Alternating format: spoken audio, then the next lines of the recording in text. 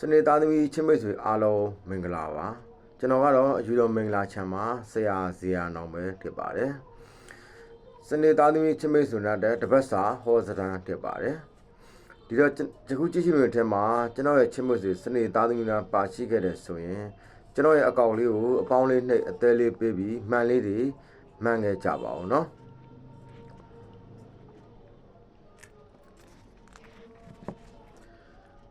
ဒီတော့စနေသားသမီးချင်းမိတ်ဆွေဒီတပတ်တာမှာလူမှုရေးကံကြမ္မာသည်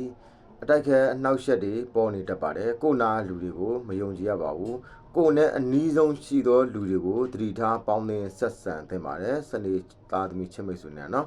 ဒီတော့လူမှုရေးအဖွဲ့အစည်းအသင်းအဖွဲ့ဒီလိုတဲမှာစိတ်ဝမ်းကွဲခြင်းနော်သွေးတိုးလှုပ်ဆော်ခြင်းဒီလိုကိစ္စတွေကြုံရတတ်ပါတယ်နော်ဒီတော့အတိကတော့ကိုနာမှာအနီးဆုံးရှိနေတဲ့လူကိုတတိထားပြီးတော့ပေါင်းသင်းဆက်ဆံသင့်ပါတယ်နော်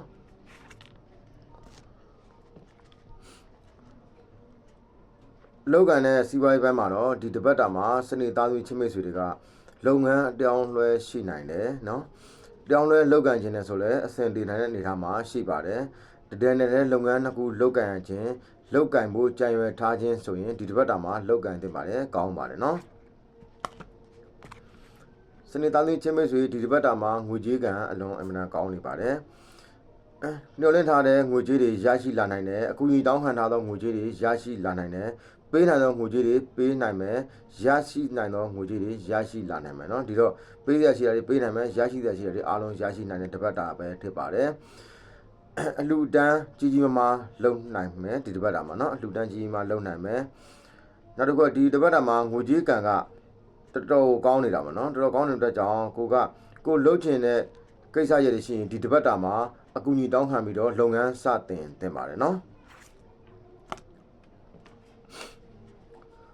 ကျမရင်းနဲ့ကတော့ထူးထူးခြားမရှိဘူးဆိုပေမဲ့တစ်ချိန်ကကိုထစ်ပေါ်ခဲ့ပြီးတော့ယောဂဝေဒနာတွေဒီချိန်မှာပြန်လဲခံစားတတ်ပါတယ်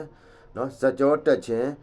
ခါအောက်ပိုင်းကြိုက်ခဲနာကျင်ထုံကျင်ကြိုက်ခဲခြင်းဒါမျိုးတွေကြုံတွေ့ရနိုင်ပါတယ်ဗျာเนาะ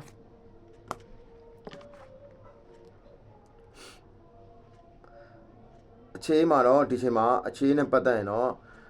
အလွန်အမတန်ကြိုးစားမကြိုးစားစင်တော့အချိန်လို့ပြောရမှာပါเนาะဒီချိန်မှာအခြေနဲ့ပတ်သက်ရင်ခိတ္တခဏရပ်ဆိုင်ထားသင့်ပါတယ်တပတ်တာကြော်မှအခြေနဲ့ပတ်သက်တာတွေအားလုံးလှုပ်ဆောင်သင့်ပါတယ်အခြေကံမကောင်းလို့ဆိုလိုတာပါเนาะဒီတော့အခြေနဲ့ပတ်သက်ရင်ဂျားလူနှောက်ရက်တွေရှိနိုင်တယ်လို့အတားအဆီးတွေလည်းရှိတယ်မိဘဘိုးဘွားဆွေမျိုးညိုတွေရဲ့အတားအဆီးတွေကြောင့်စိတ်နှောက်ရက်ကြီးစွာကြုံရတတ်ပါတယ်ဗျာเนาะအိမ်တော်နဲ့ပတ်သက်ရင်တော့ကိုယ့်ရဲ့အိမ်တော်ဘက်ကြောင့်အလွန်မတန်းစိတ်ချမ်းသာနေရတတ်ပါတယ်ကိုယ့်ရဲ့အိမ်တော်ဘက်ကအကူအညီကောင်းထောက်ပံ့ကောင်းတွေကောင်းစွာရရှိနိုင်တယ်လို့လက်ဆောင်ပနာကောင်းတွေလည်းရရှိနိုင်ပါတယ်ရဝေးရောက်နေရင်တော့သတင်းစားကောင်းတွေကြားရှိရတတ်ပါတယ်ဗျာနော်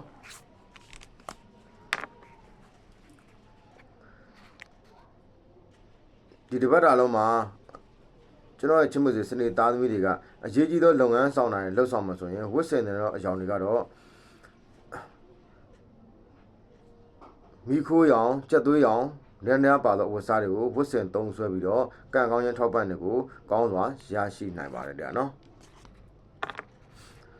ဒီတပတ်တော်မှာအရေးကြီးသောလုပ်ငန်းဆောင်တာတွေလှုပ်ဆောင်မယ်ဆိုရင်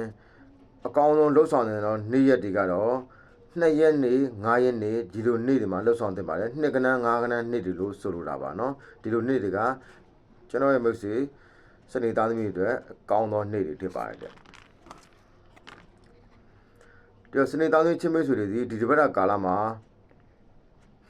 မကောင်းသောကံတွေပတ်ပြောက်ပြီးကောင်းသောကံတွေကောင်းစွာရရှိလာရန်အတွက်လှုပ်ဆောင်တဲ့တော့အထူးရေရာကတော့ကိုယ့်ရဲ့နိစ္စရာဖျားတဆူက9ကံဖျားမှရှိတဲ့9ကံပဲရမယ်နော်ဒီလို9ကံတွေထဲမှာ9စာသွားရောက်ပြီးတော့ကျွေးမေးပြီးတော့လိုအပ်တဲ့စုတွေကိုတောင်းနိုင်ပါတယ်တပတ်တောင်ကံရဲ့အညံ့ခိုက်တွေအားလုံးတည်တောက်ပြီးကောင်းကျိုးလိုရင်စနာတွေကောင်းစွာရရှိနိုင်ပါတယ်တဲ့နော်ဒီတော့နောက်တစ်ခုကကိုယ့်ရင်ရှိကိုကြွလာတော့နော်ဖုံးတော်ကြီးနော်တီလာရှင်ဆရာလေးဒီလိုပုံကိုယ်တွေကိုလည်းဂျုံနဲ့ပြုတ်လို့ထားတော့မုတ်နော်ဂျုံနဲ့ပြုတ်လို့ထားတော့မုံတွေကိုလှူဒန်းပြီးတော့ဘယ်နှခုလို့အရေးအတွက်သတ်မှတ်ထားဘူးနော်အဲ့တော့ဂျုံနဲ့လောက်ထားမုံတွေကိုလှူဒန်းပြီးတော့ကိုလိုရာစုတွေကိုတောင်းနိုင်ပါတယ်နော် ဒီတော့တပတ်တာလုံးမှာကျွန်တော်ချစ်မေဆိုစနေသားသူအားလုံးတို့သည်လိုအပ်ချက်မှန်တဲ့အားလုံးတို့ပြည့်ဝစေပြီးတောင်းထားသောအရာအားလုံးရရှိနိုင်ပြီးနေ့ရက်တိုင်းမှာစိတ်ချမ်းသာစရာတွေပဲဇက်တိုင်းကြုံတွေ့နိုင်ပါစေလို့ကျွန်တော်ဆရာနာမှာဆုမွန်ကောင်းတောင်းပေးလိုက်ပါတယ်နော်